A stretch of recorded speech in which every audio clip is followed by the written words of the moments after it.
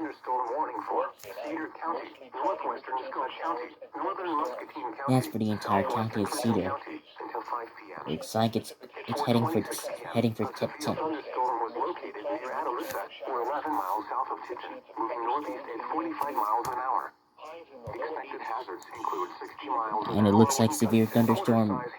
I think severe thunderstorm warning may issue for the city of Davenport, Iowa, Moline, Rock Island, Illinois. Potential.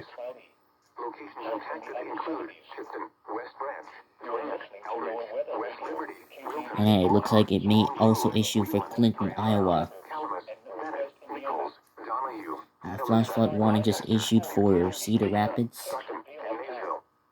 This includes Interstate 80 in Iowa between mile markers 254 and 287. Take cover now. Looks like this storm looks like it's moving northeast. A tornado watch remains in effect until 8 p.m. for east central Iowa. A severe thunderstorm warning remains in effect until 5 p.m. for southwestern Jackson, northern Cedar, southwestern Dubuque, northeastern Johnson,